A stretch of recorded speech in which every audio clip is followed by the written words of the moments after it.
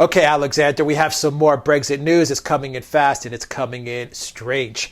I mean, just all kinds of weird things seem to be happening. I don't have quite as good a handle of it yet because it is, to be quite frank, very, very confusing. From what I understand, we have some improprieties. The speaker, the Commons Speaker, who I guess is the equivalent of like the Speaker of the House in the U.S., exactly the same person. Okay, yeah. Exactly the same is up to some strange stuff, up to some no good, and this is troubling you. And to me, as I read about the story, it's kind of troubling me as well. What's going on?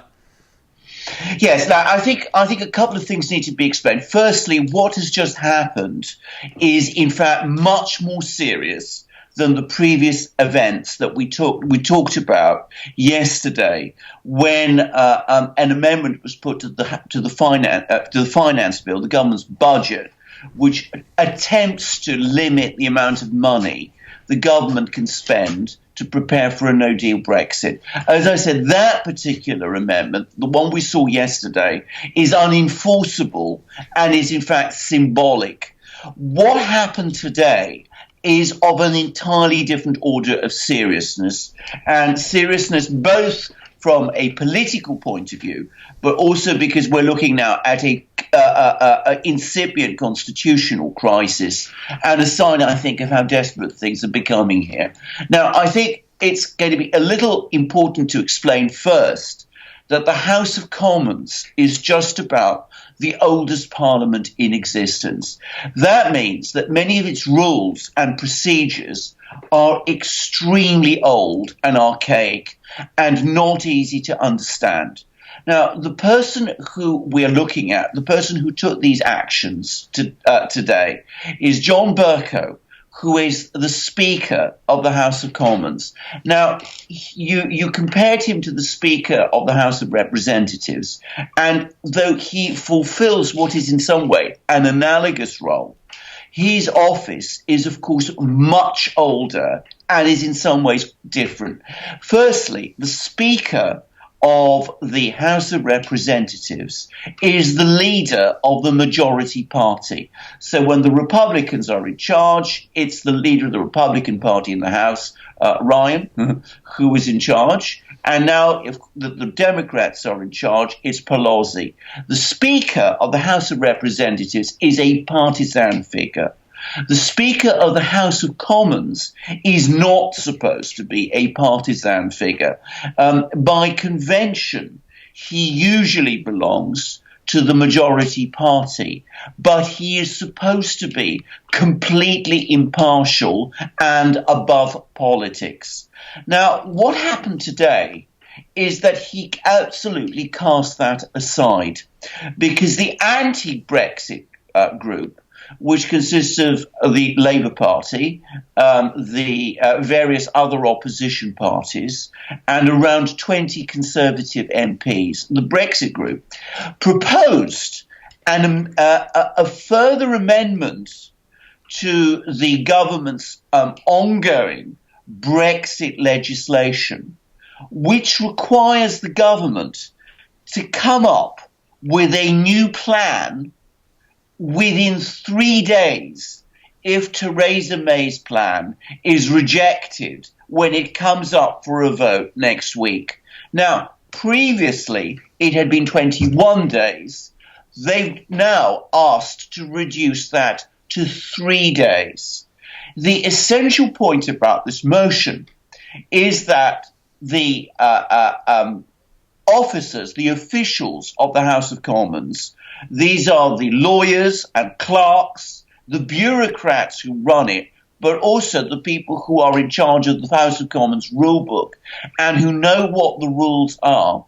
They unanimously advised the Speaker that this amendment is in fact an illegal amendment. It cannot, or the House of Commons should not vote for it because it changes primary legislation. That is a major act of Parliament which has been passed before. Now, the Speaker, who takes a very strong anti-Brexit position, completely ignore that advice, did something which I have never heard of ever happening before. He overruled his own officials, claimed that he had the right to do so, allowed the amendment to be put to a vote in the House of Commons, where it again passed by a very small majority.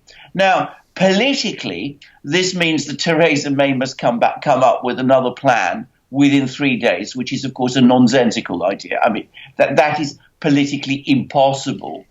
But perhaps what is more important is that it now shows to the government, in a situation where the Conservative Party does not have a majority, that the Speaker of the House of Commons is taking a partisan position against the government and is prepared to throw out the rule book in order to prevent the government proceeding with Brexit. Now, I think that is an extraordinary situation. We have never been in that situation before. There are people talking about a constitutional crisis. Many members of the Conservative Party are absolutely furious about this, as you can very well imagine. And we are in completely uncharted territory because nobody understands exactly now what is going to happen. Let us assume that the government loses the vote next week, which everybody expects, and then Theresa May, as is most likely, refuses to come up with a plan within 3 days, perhaps pointing out that this is an illegal amendment. What happens then? Do the rest of the House of Commons, the majority, stand by the Speaker, again say the government is in contempt? What do they do? Nobody now knows the answer. So we have been plunged into further uncertainty, and it is a sign of how desperate and how far the anti-Brexit people are prepared to go. Okay, so let me try to wrap my head around this. Theresa May, it seems like Theresa May was trying to push everyone to go for a no Brexit. She was trying to scare people into a no Brexit deal so that she could get her plan passed. Yeah. Yesterday there was a vote. Yes. Where the majority said, no, Theresa, that's not how it works. If it comes to a no Brexit, there's going to be a no Brexit. But you're going to have to, push forward with the vote, and you're not going to scare us, and you're not going to, push us into any types of action. Yes. But this was this wasn't a binding proposition. Today, it seems like the anti-Brexiteers are aligning their forces together, and they're using the Speaker of the House of Commons. To me, it seems like they're trying to push things towards a second referendum now. Seeing that the no Brexit deal is where all roads are leading to, because Theresa May's plan to scare people into a no Brexit so that they can approve her previous plan failed.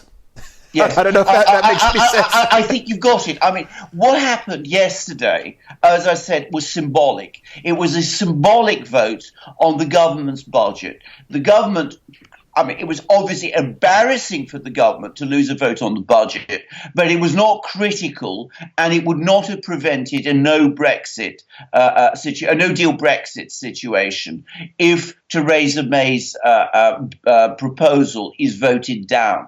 What we now have is a different situation where, as I said, the government, because of the position the Speaker is taking in an evenly divided House of Commons, appears to be losing control of the House of Commons. And nobody knows where that takes us, given that the Speaker is prepared to set aside the rules. And I don't think we've ever been in a situation like this, and it's quite clear now that the people who are, as I said, the anti-Brexit majority, it's a small one, in the House of Commons, are now in a much stronger position to dictate to the government than they were before, and that may very well mean a second referendum.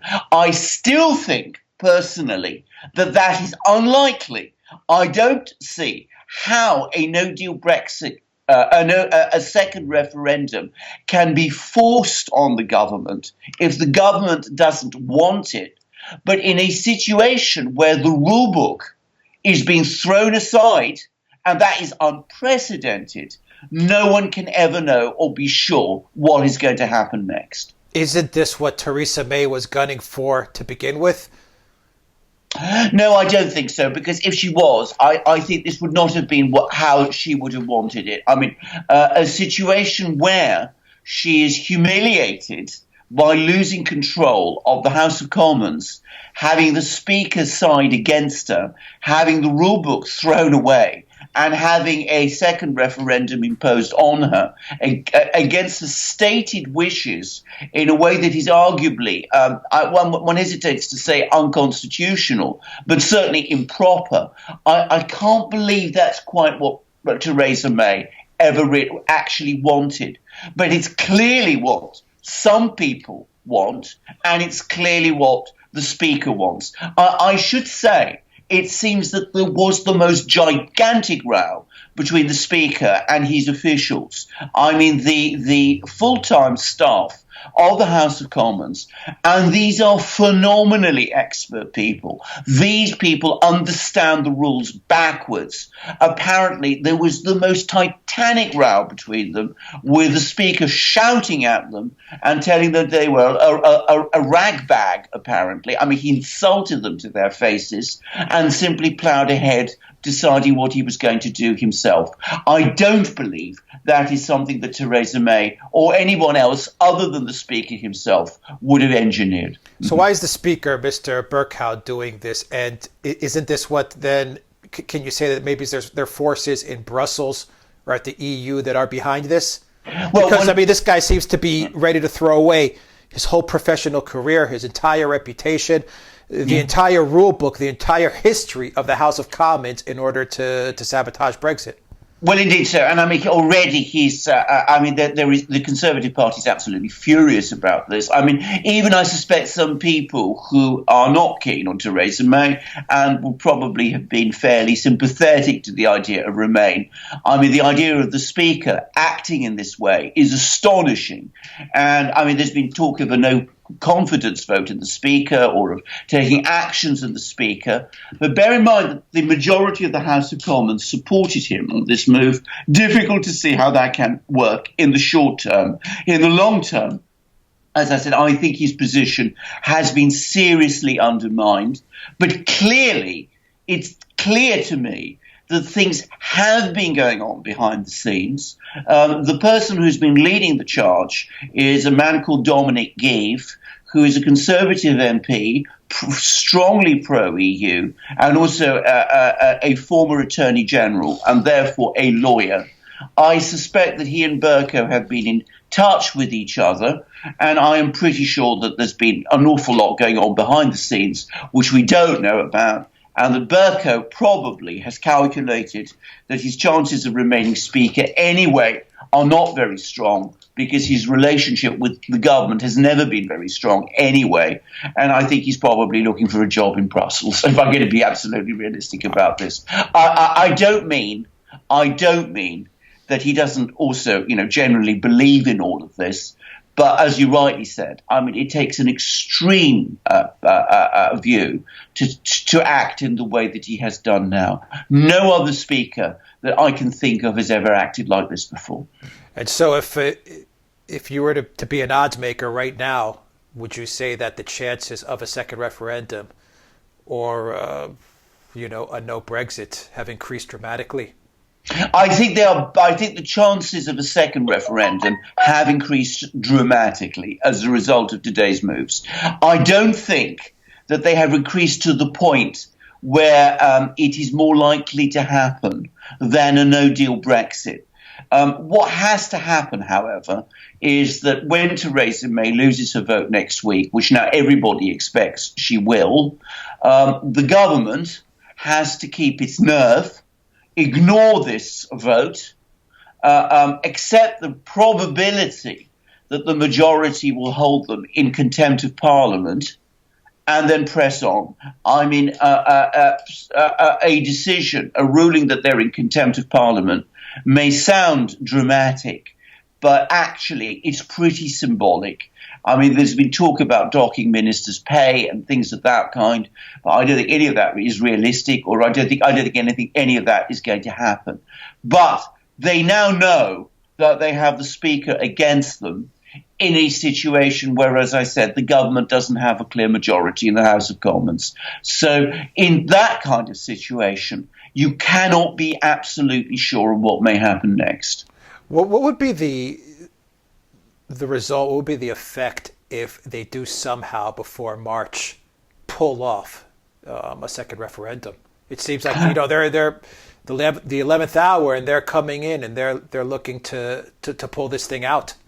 Yeah, I think massive polarization within the country. I mean, I'll be straightforward about this. I mean, as far as I can see, despite sort of claims you occasionally read in anti-Brexit newspapers like The Guardian, The Independent and the rest, political opinion in the country on this question has not shifted, not to any great degree.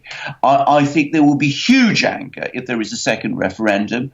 I think there's a strong possibility there will be a very widespread boycott to prevent that second referendum gaining legitimacy and traction.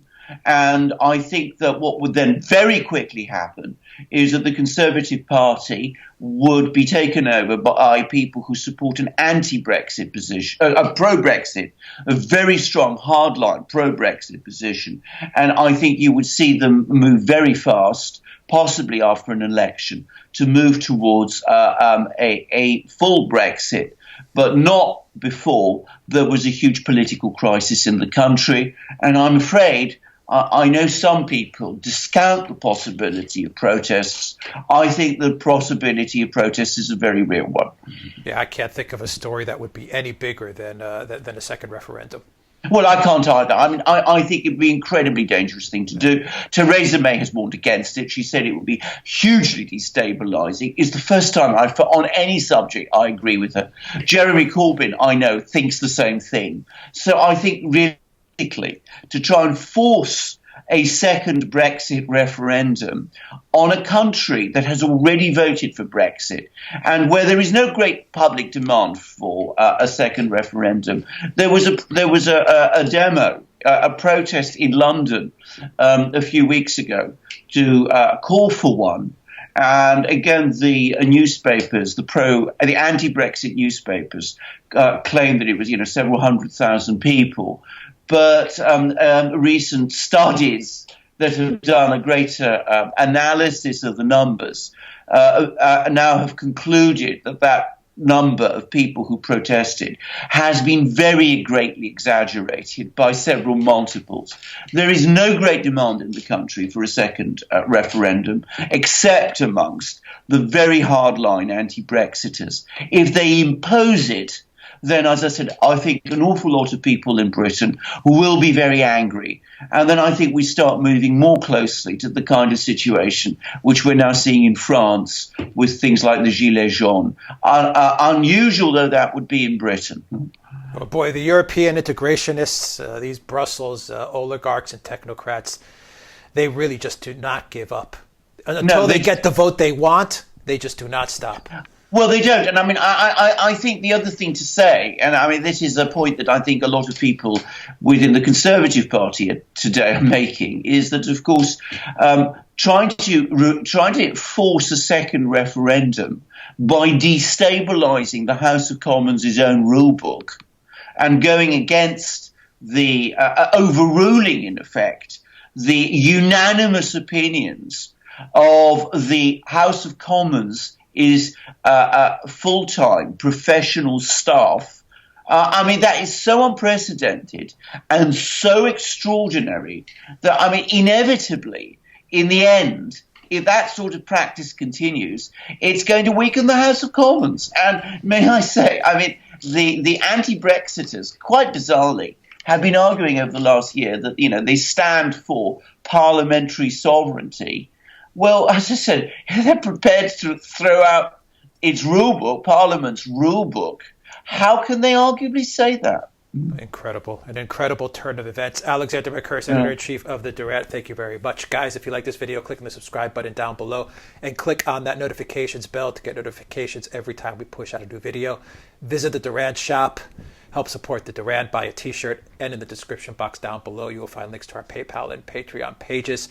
Donate to the Duran. It really helps us out. Don't forget, you can get a copy of this show on audio format on Soundcloud and iTunes, and go to the Duran so you can read all about Brexit and all the articles that Alexander is reading about Brexit on the Duran.com. Thank you very much, guys. Until next time, take care.